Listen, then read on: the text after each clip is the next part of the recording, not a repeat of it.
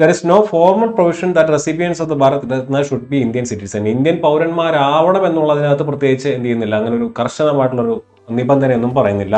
കാരണം naturalised Indian citizen ആയിട്ടുള്ള mother തെരേസയ്ക്ക് 1980 ഇത് കൊടുത്തിട്ടുണ്ട്. എന്തായിരിക്കും ഇതിന്റെ കാരണം? 1980 പെട്ടെന്ന് മദർ തെരേസയ്ക്ക് നോബൽ പ്രൈസ് കൊടുക്കാനിടയായിട്ടുള്ള കാരണം എന്താ? അറിയാവുന്നവർ ഒന്ന് കമന്റ് ചെയ്തേ. 1980 എന്തുകൊണ്ടായിരിക്കും മദർ തെരേസയ്ക്ക് പെട്ടെന്ന് നോബൽ പ്രൈസ് കൊടുത്തത്? 1979 മദർ തെരേസയ്ക്ക് എന്ത് കിട്ടിയത്? നൊബേൽ പീസ് പ്രൈസ് കിട്ടിയത്. നൊബേൽ പീസ് പ്രൈസ് കിട്ടുന്നത് 1979 അല്ലേ?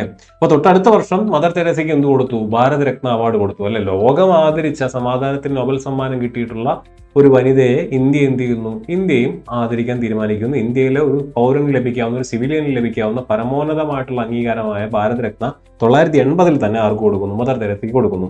ആൻഡ് 2 നോൺ ഇന്ത്യൻസിന് ഈ അവാർഡ് കിട്ടിയിട്ടുണ്ട്. വളരെ വളരെ ഇമ്പോർട്ടന്റ് ആണ്. പാകിസ്ഥാൻ പൗരനായിട്ടുള്ള അബ്ദുൾ ഗാഫർ ഖാന് 1987 ഈ അവാർഡ് കൊടുത്താണ്. ചരിത്രം പഠിച്ചിട്ടുള്ള കുട്ടികൾക്ക് അറിയാവുന്നതാണ് അബ്ദുൾ ഗാഫർ ഖാൻ ആരാണെന്നുള്ളത്. അദ്ദേഹത്തിന്റെ മറ്റൊരു പേര് അറിയാവുന്നവരുണ്ടെങ്കിൽ കമന്റ് ചെയ്യുക. 1987 അബ്ദുൾ ഗാഫർ ഖാനിന് എന്ത് ചെയ്തിട്ടുള്ളത്? ഈ അവാർഡ് കിട്ടുന്നത്. നെൽസൺ മണ്ടേലയ്ക്ക് 1990 ഈ അവാർഡ് കൊടുക്കുന്നുണ്ട്. നെൽസൺ മണ്ടേലയ്ക്ക് 1990 ഈ അവാർഡ് കൊടുക്കുന്നുണ്ട്. അപ്പൊ ഭാരതരത്ന ഇന്ത്യൻ പൗരന്മാർക്ക് മാത്രമല്ല ലഭിച്ചിട്ടുള്ളത്, 2 ഇന്ത്യൻ പൗരന്മാരല്ലാത്ത 2 വിദേശീയർക്കും എന്ത് ചെയ്തിട്ടുണ്ട്? ഈ അവാർഡ് കൊടുത്തിട്ടുണ്ട്. ആർക്കൊക്കെയാണ്? അബ്ദുൾ ഗാഫർ ഖാൻ എന്ന് പറയുന്ന പാകിസ്ഥാൻ പൗരൻ 1987 നെൽസൺ മണ്ടേലയ്ക്ക് 1990 ഈ അവാർഡ് കൊടുക്കുന്നത്. ഏറ്റവും പ്രായം കുറഞ്ഞ ഭാരതരത്ന ലഭിച്ചിട്ടുള്ള വ്യക്തി ആരാന്ന് ചോദിച്ചാൽ സാക്ഷാൽ സച്ചിൻ ടെണ്ടുൽക്കർ തന്നെയാണ്. 40ാമത്തെ വയസ്സിലാണ് അദ്ദേഹത്തിന് ഭാരതരത്ന ലഭിക്കുന്നത്. അദ്ദേഹം റിട്ടയർ ചെയ്ത് അധികം താമസിയാതെ തന്നെ അദ്ദേഹത്തിന് എന്ത് ലഭിക്കുകയാണ്? ഭാരതരത്ന ലഭിക്കുകയാണ്. ഇനി ഏറ്റവും പ്രായം ചെന്ന ഭാരതരത്ന ലഭിച്ച വ്യക്തി ആരാന്ന് ചോദിച്ചു കഴിഞ്ഞാൽ അത് DK കാർവേ ആണ്. ദോണ്ടോ കേശവ് കാർവേ. അദ്ദേഹത്തിന്റെ 100ാം പിറന്നാൾ ആഘോഷിക്കുന്ന നിമിഷമാണ് അദ്ദേഹത്തിന് ഭാരതരത്ന കൊടുക്കുന്നത്.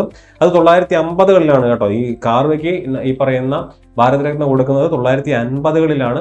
ജവഹർലാൽ നെഹ്റു ഒക്കെ പ്രൈം മിനിസ്റ്റർ ആയിരിക്കുന്ന സമയത്താണ്. സച്ചിൻ ടെണ്ടുൽക്കർ ആണ് ഏറ്റവും യങ്ങസ്റ്റ് എന്നുള്ള കാര്യം ഓർത്തിരിക്കാം. ഏറ്റവും ആദ്യം 1954 ഭാരതരത്ന തുടങ്ങിയെന്ന് നമുക്കറിയാം. ആ ഒരു തവണ ഒരു വർഷം 3 പേർക്ക് കൊടുക്കുന്നുള്ളത് നമ്മൾ പഠിച്ചു. എക്സെപ്ഷൻ 2024 നമ്മൾ മനസ്സിലാക്കി. അപ്പൊ 54 ആർക്കൊക്കെ ഭാരതരത്ന കിട്ടി? രാജഗോപാലാചാര്യക്ക് ഭാരതരത്ന കിട്ടി. CV രാമന് എന്ത് ചെയ്തു? ഭാരതരത്ന കിട്ടി. S രാധാകൃഷ്ണന് ഭാരതരത്ന കിട്ടി.